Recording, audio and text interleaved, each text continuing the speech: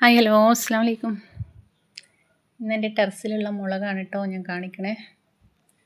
നമ്മളെ വീട്ടിൽ കൊടുന്ന മുളകൊക്കെ കഴിഞ്ഞിട്ടുണ്ട്. അപ്പം ഞാൻ വിചാരിച്ചു ഒന്ന് നമ്മളെ ടെറസിലുള്ള മുളകൊക്കെ പറിക്കാമെന്ന്. ഞാനത് പറിക്കാനാവില്ല എന്ന് വിചാരിച്ച് എത്രയോ കാത്ത് നിന്നു കേട്ടോ. കണ്ടോ, എല്ലാ മുളകും പഴുത്തിട്ടുണ്ട്, നല്ല മൂപ്പായിട്ടുണ്ട് മുളകൊക്കെ. അപ്പം ഇനി ഇത് പറിക്കുക. അതൊക്കെ പഴുത്ത് ഇങ്ങനെ ചാടൽ തുടങ്ങിയിട്ടുണ്ട്. കുറേ മുളക് ചട്ടിയിൽ ചാടി കിടക്കുന്നുണ്ട് പഴുപ്പ് കയറിയിട്ട്. അപ്പം ഇനി ഇത് കളയണ്ടല്ലോ. അപ്പം ഇന്ന് ഇത് പറിക്കുകയാണ് കേട്ടോ.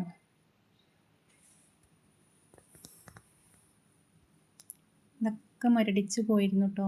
ഞാൻ പിന്നെ ഓരോ മരുന്ന് അടിച്ചെടുത്തതെല്ലാം റെഡിയാക്കി എടുത്ത് ഇപ്പം നല്ല മുളക് ഉണ്ടാവണുണ്ട് ഇതിമേ.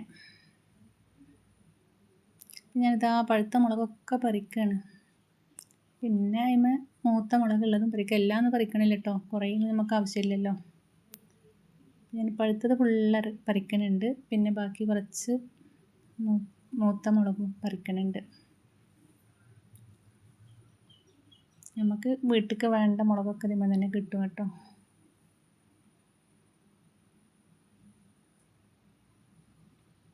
പിന്നെ അതാ എല്ലാ മരത്തുമെന്നും മൂപ്പായ മുളകൊക്കെ പറിച്ചു. ഞാനിതിന് വെറും ചാണകപ്പൊടി, എല്ലുപൊടി, ഉപ്പൻ പുണ്ണാക്ക് ഇതൊക്കെയാണ് കേട്ടോ ഇതിനിട്ട് കൊടുക്കണേ.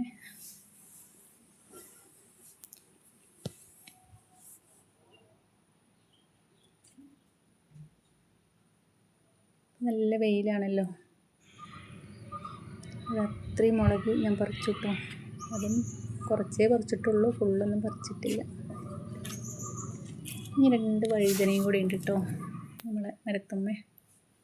ആ വഴുതനയും കൂടിയും പറിക്കട്ടെ. വഴുതനയൊക്കെ ഞാൻ കൊമ്പ് വെട്ടി നിർത്തി, അതുകൊണ്ട് ഇപ്പോൾ ഇങ്ങനെ കായ തുടങ്ങണുള്ളൂ, പിടിക്കണുള്ളൂ കേട്ടോ. കത്രികയൊന്നും കൊണ്ടുവരാത്തതുകൊണ്ട് കുറച്ച് ബുദ്ധിമുട്ടാണ് പറിക്കാൻ.